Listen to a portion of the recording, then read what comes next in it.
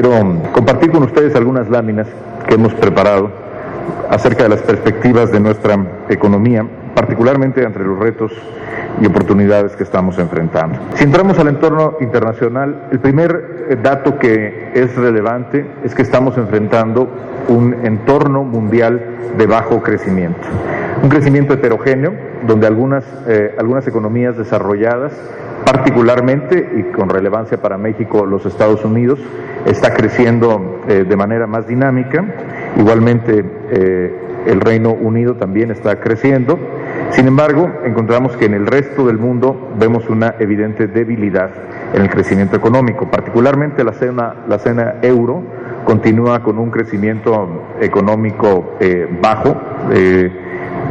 Claramente lo que ha motivado acciones de política económica, particularmente política monetaria, muy diferentes a las que se están tomando en Estados Unidos.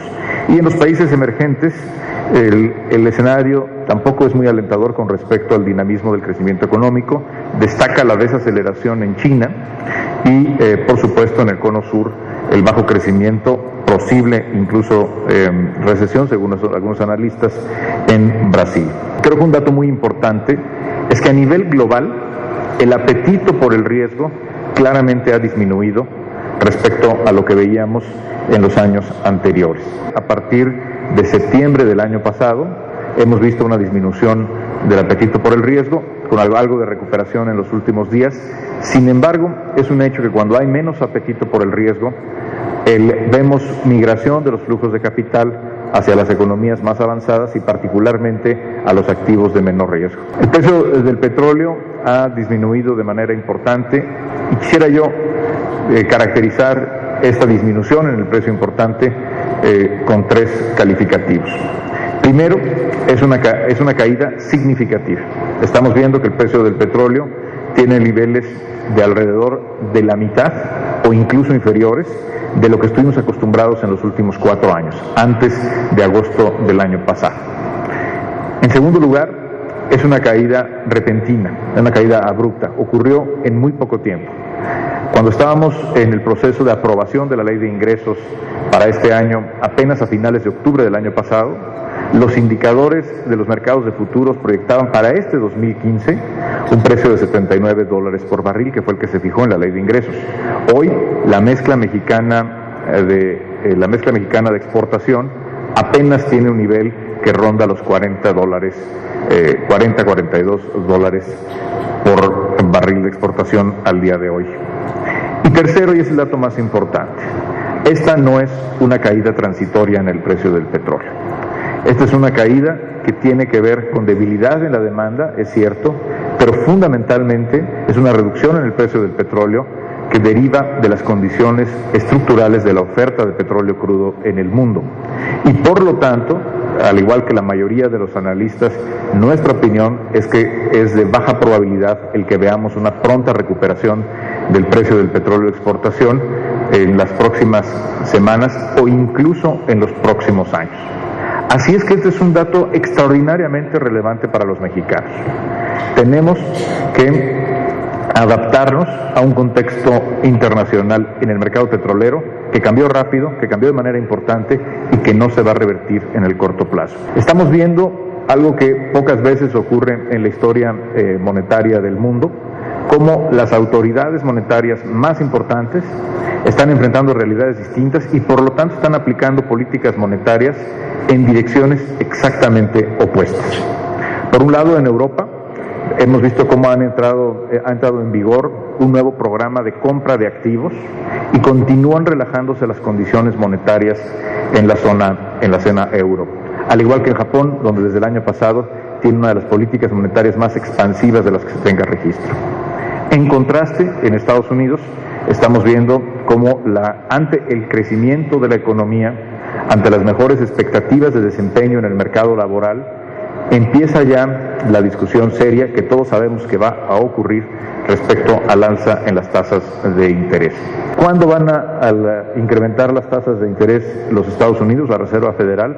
Nadie lo sabe a ciencia cierta. Hoy habrá información importante de la Reserva Federal. Sin embargo, en lo que no hay duda es que esto va a ocurrir en los próximos meses. Y esto está implicando un rebalanceo muy importante en los portafolios de activos en todo el mundo que ha afectado a los países desarrollados y a los países emergentes, y México no ha sido la excepción. Lo que estamos viendo es cómo se ha dado en un periodo relativamente corto de tiempo una fuerte apreciación del dólar frente a otras monedas. Ahí vemos que el peso mexicano en este 2015 se ha depreciado frente al dólar en 4.2%. El promedio de los mercados emergentes es prácticamente del doble, 6.9%, y vemos cómo algunos países, algunas monedas, como el real brasileño, acumula ya una depreciación de más de 20% en lo que va del año, el peso colombiano cerca del 12%, y así podemos ver otras monedas emergentes que tienen depreciaciones más pronunciadas incluso de la del peso mexicano. Incluso cuando comparamos el valor del dólar contra otras monedas desarrolladas, por ejemplo el dólar canadiense y por supuesto el euro, vemos que la apreciación del dólar frente a estas monedas ha sido más significativa que la apreciación del peso mexicano. El peso mexicano, en lo que va de 2015, se ha fortalecido frente a muchas de las monedas relevantes en el mundo. Nos hemos depreciado frente al dólar en 4.2%, pero el peso mexicano se ha apreciado durante 2015 frente a la libra esterlina, frente al peso chileno, el dólar canadiense y por supuesto el euro o el real brasileño. Estamos observando un fenómeno global que tiene que ver en parte con la reducción del precio del petróleo, pero particularmente con la divergencia en la política monetaria que está generando una apreciación generalizada de la moneda de la economía que está teniendo mejores perspectivas y por lo tanto se anticipa que su política monetaria se vuelva más restrictiva. Hay que destacar que el peso mexicano, el mercado por el peso mexicano, se ha mantenido operando con orden y sobre todo con liquidez. Es un mercado que opera 24 horas al día, es uno de los mercados más líquidos del mundo en monedas, probablemente el séptimo o octavo más líquido en el mundo, y ha seguido funcionando de manera ordenada en estos momentos. Ante esta situación es de destacar que la Comisión de Cambios, que es el órgano responsable de la política cambiaria en México, si vamos a la siguiente lámina, el órgano responsable de la política cambiaria, integrado por la Secretaría de Hacienda y el Banco de México, ha tomado diversas medidas para asegurar que el mercado efectivamente funcione con orden y liquidez. La primera de ellas la tomamos en diciembre del año pasado, a principios de diciembre, que fue reinstalar el mecanismo de subastas condicionales. Subastas condicionales que implican que si en un solo día se da una depreciación de más del 1,5% del valor de nuestra moneda, se activa de manera automática una subasta de $200 millones.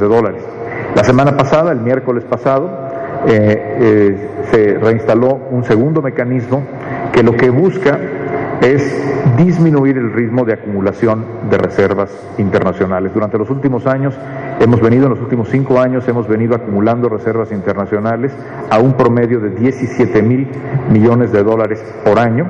La decisión que se está tomando ante la depreciación del peso frente al dólar es disminuir el ritmo de acumulación de reservas, y para ello estamos subastando a través de Banco de México todos los días un monto de $52 millones en el mercado al inicio de la jornada de operación. El objetivo, insisto, es que en este 2015 y por lo menos en estos primeros 3 meses en que estará en vigor la medida, disminuyamos el ritmo de acumulación de reservas. Creo que podemos tomar 2 conclusiones. Primero, el entorno internacional representa un reto significativo para todas las economías emergentes e indudablemente es un reto muy importante que tenemos que enfrentar en la economía mexicana. En segundo lugar, hay que destacar que la economía mexicana está reaccionando relativamente mejor que otros mercados emergentes, y esto es reflejo de los sólidos fundamentales que tiene nuestra economía, de las perspectivas de crecimiento ante la aplicación de las reformas estructurales y diversas medidas que se han venido tomando en la política monetaria, en la política fiscal y la política cambiaria para asegurar la continuidad de la estabilidad macroeconómica. Quiero referirme precisamente a estas acciones que hemos tomado. En materia de política fiscal y endeudamiento público, tenemos el objetivo de mantener la trayectoria decreciente del déficit fiscal y por lo tanto estabilizar la razón de deuda pública con respecto al Producto Interno Bruto. El presidente de la República ha hecho un compromiso muy claro de no proponer a la Cámara de Diputados, de aquí al resto de su administración, ni un incremento de impuestos ni la creación de nuevos impuestos. Por lo tanto, la vía para darle solidez y credibilidad a las finanzas públicas tiene que ser por la vía del gasto público. Y de esta manera hemos realizado a principios de este año, en enero, un recorte, un ajuste al gasto público por un monto relevante equivalente al 0.7% del Producto Interno Bruto. Sigamos a la siguiente lámina, por favor. Este ajuste, que equivale a 124,000 millones de pesos, quiero destacar que, por cierto, 124,000 millones de pesos, de los cuales 52 son el gobierno federal y el resto son en las entidades, en las empresas productivas del Estado, Pemex y Comisión Federal de Electricidad, que derivado de la reforma energética ahora tienen la obligación de hacer los ajustes para conservar la meta de balance aprobada por la Cámara de Diputados y la Cámara de Senadores.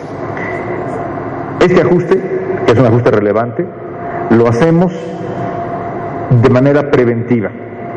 Es decir, no porque tengamos un problema en las finanzas públicas en 2015, sino para evitar tener un problema con la estabilidad macroeconómica. De lo que se trata es de dar una señal clara y contundente, con independencia de cualquier coyuntura, incluyendo la coyuntura político-electoral, de que el gobierno de la República, el gobierno mexicano, está dispuesto a tomar las medidas que sean necesarias para mantener la solidez de las finanzas públicas y, por lo tanto, la estabilidad macroeconomómica. El reto, en realidad, no es 2015. De hecho, en 2015 tenemos el beneficio de la cobertura de las coberturas petroleras que contratamos el año pasado. Realmente, el reto importante para las finanzas públicas ocurre en 2016 y en adelante, donde, según nuestras estimaciones, como le he comentado ya, continuaremos en un entorno de bajos precios del petróleo. Y ante esta realidad, tenemos que prepararnos para 2016, si vamos a la siguiente lámina, por favor, en 2016, para enfrentar un entorno de menores ingresos, gastando menos y gastando mejor. Por eso, desde enero, estamos ya trabajando en un presupuesto para el año 2016 sobre la base de una metodología de base cero. ¿Qué quiere decir la metodología de base cero? Quiere decir atrevernos a revisar la estructura completa del presupuesto y también de la Administración Pública Federal. Típicamente, por lo menos así ha ocurrido en los últimos 15 años, el presupuesto se prepara con una base inercial. Es decir, se toma el presupuesto del año anterior, se hacen algunos ajustes en el margen, típicamente algunos incrementos, y así es como resulta la propuesta de presupuesto. Sin embargo, en 2016, y posiblemente después de 2016, no podemos darnos ese lujo. Estamos obligados, insisto, a enfrentar un entorno adverso sin incrementar el déficit público, sin incrementar los niveles de endeudamiento, y por lo tanto tenemos que aprender a gastar menos y a gastar mejor. Y por lo tanto, esta metodología de base cero, en la que estamos ya trabajando desde ahora, para lo que faltan todavía meses, se presentará al Congreso de la Unión, a la Cámara de Diputados, en septiembre de este año, implica revisar procesos administrativos, revisar la estructura programática, es decir, qué programas están dando resultados y cuáles no están debidamente bien evaluados, cuáles realmente están cumpliendo con sus objetivos y cuáles tienen, por ejemplo, los resultados regresivos. Eliminar duplicidad de funciones, que empieza por identificarlas, y en materia de infraestructura, revisar la estructura de financiamiento de los proyectos estratégicos para dar una mayor participación al sector privado y tener una menor dependencia de los recursos presupuestales. Es decir, en materia de infraestructura habremos de hacer un mayor uso de los mecanismos de asociación pública-privada, de concesiones y otros que nuestro marco normativo ya nos permite y que sin duda los mercados financieros nacionales e internacionales conocen y aceptan. El objetivo, insisto, si vamos a la siguiente página, es primero reducir el déficit público conforme a la trayectoria a la que nos hemos comprometido y estabilizar la deuda, la razón de deuda pública con respecto al Producto Interno Bruto, como se muestra en la lámina. Si vamos a la siguiente lámina, hay que reconocer que la deuda pública en México, comparada con la deuda de otras economías desarrolladas y en desarrollo, es una deuda relativamente baja, y este es uno de los atributos que hacen que México pueda enfrentar de manera exitosa los desafíos como los que estamos enfrentando hoy en el mundo. Y quiero reiterar que vamos a seguir por ese camino, haciendo, insisto, de la estabilidad macroeconómica la mayor prioridad.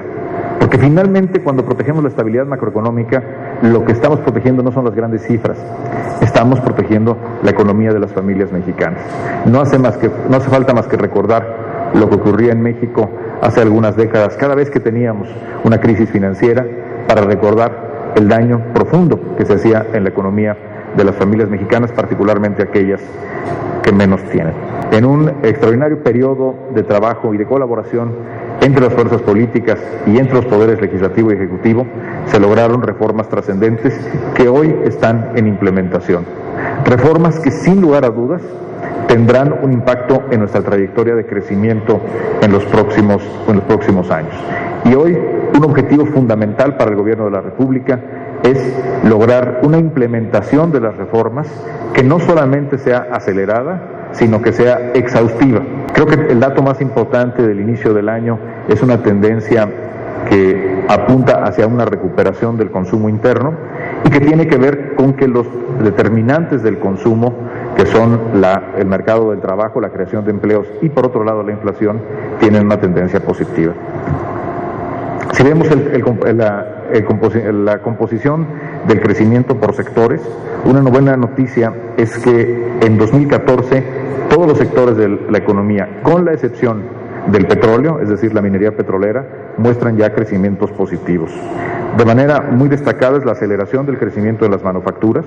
Claramente la industria automotriz encabeza el crecimiento, pero no solamente es la industria automotriz, pero también, por ejemplo, vemos que se ha recuperado el crecimiento, se ha retomado el crecimiento en la industria de la construcción. Particularmente, no lo muestra el desglose de la cifra, pero particularmente notable es la recuperación en el segundo semestre en el crecimiento de la industria de la vivienda. La lámina siguiente nos muestra el impacto que tuvo el año pasado y que seguirá teniendo la reducción de la producción petrolera con respecto a lo que se había anticipado en la Ley de Ingresos. De hecho, nuestra estimación es que alrededor de 0.4 puntos de crecimiento se perdieron el año pasado por el impacto de la producción petrolera. Es decir, si la producción del petróleo se hubiera mantenido en los niveles originalmente proyectados por Pemex, hubiéramos tenido el año pasado un crecimiento de alrededor del 2.5%. Es decir, es un fenómeno relevante y pone en relieve la importancia, la oportunidad de la reforma energética y, por supuesto, es un recordatorio de lo relevante y urgente que es su debida implementación, como está ocurriendo hoy en el país. Las exportaciones no petroleras, si vamos a la siguiente lámina, por favor, las exportaciones no petroleras tienen un desempeño muy positivo, claramente el sector automotriz, pero no solamente es el sector automotriz. Por destino, es el 80% o más de nuestras exportaciones van hacia los Estados Unidos y claramente es donde estamos viendo el mayor crecimiento. Sin embargo, las exportaciones mexicanas a Asia y particularmente a América del Sur continúan teniendo tasas negativas. La industria de la construcción muestra la siguiente lámina, por favor. Como ustedes pueden ver en las láminas, si medimos producción industrial o medimos la inversión fija bruta o la encuesta nacional en la construcción, y la otra lámina nos muestra el empleo formal creado en la industria de la construcción, vemos claramente dos cosas. Primero, tuvimos un periodo extraordinariamente difícil en 2013 y todavía al inicio de 2014, y segundo, vemos claramente a partir del verano de 2014 una recuperación muy sólida que afortunadamente continúa en este 2015 y continúa acelerándose el desempeño de la industria de la construcción. En el mercado laboral estamos viendo dos tendencias que son positivas. Primero, por primera vez desde hace muchos años, empezamos a ver que disminuye la tasa de informalidad. Esto es, después de casi 10 años de crecimiento continuo de la informalidad, estamos viendo por primera vez en sus diferentes mediciones que la informalidad está disminuyendo. Sin lugar a dudas, esto ya es un resultado de la implementación de la reforma laboral y de los mecanismos de promoción de la formalidad contenidos en la reforma hacendaria. De hecho, el número de contribuyentes registrados en el SAT en 2 años ha crecido en más de 6 millones. Es un crecimiento del 18% en el número de contribuyentes. El otro dato, si vamos, en el mercado laboral, que es relevante, es que estamos viendo que el empleo está creciendo más, el empleo formal, que el ritmo de crecimiento de la economía. El último dato que dio a conocer el IMSS a febrero de este año es una tasa anualizada de 4.6% en la creación de empleos formales, y una buena noticia es que es una creación de empleo formal bastante balanceada si la vemos por estrato salarial o por sectores. La creación de empleo es una buena noticia para la reactivación del mercado interno, el mercado doméstico, puesto que depende en buena medida de la capacidad de compra de los trabajadores mexicanos, y el tener un mercado laboral, una creación de empleos más robusta, sin lugar a dudas favorece la evolución del consumo.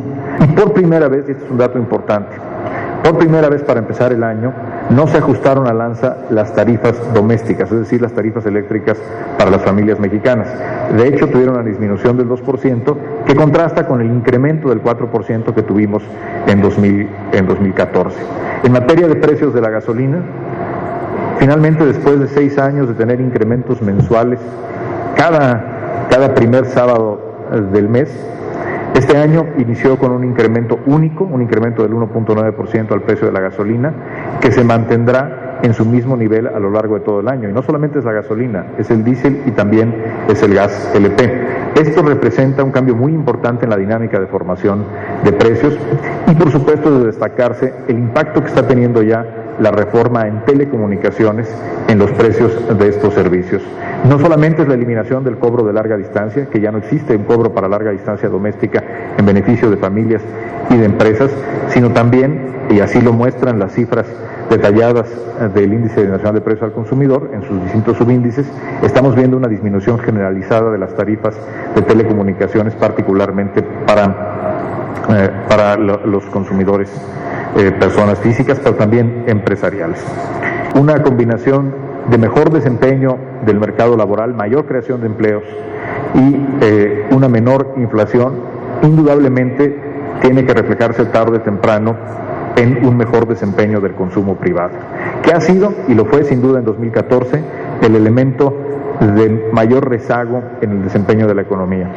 Si vemos a las cifras de consumo, vemos que las cifras recientes apuntan ya a una tendencia alentadora que esperamos se consolide en los próximos meses. Esto nos permite apuntar que se está consolidando una tendencia de crecimiento en la economía mexicana. Por supuesto, subsisten retos. Hoy los más importantes provienen del exterior. El reto muy relevante en la minería petrolera está ahí, pero es un hecho que se está consolidando una tendencia de crecimiento en nuestra economía. Para terminar, quiero decirles que el objetivo es precisamente proteger y consolidar esta tendencia de crecimiento, no solamente en los próximos meses y en los próximos trimestres, sino en los próximos años. Esto implica, primero, como lo he dicho reiteradamente, mantener la disciplina fiscal y las políticas económicas, incluyendo, por cierto, no lo he mencionado, pero las políticas de regulación de nuestro sistema bancario y financiero, para asegurar la estabilidad macroeconómica. En segundo lugar, y también muy importante, continuar con la implementación de las reformas estructurales, de tal manera que se fortalezca la credibilidad y la confianza en la política económica, y podamos, aún en un entorno adverso, consolidar nuestro crecimiento macroeconómico.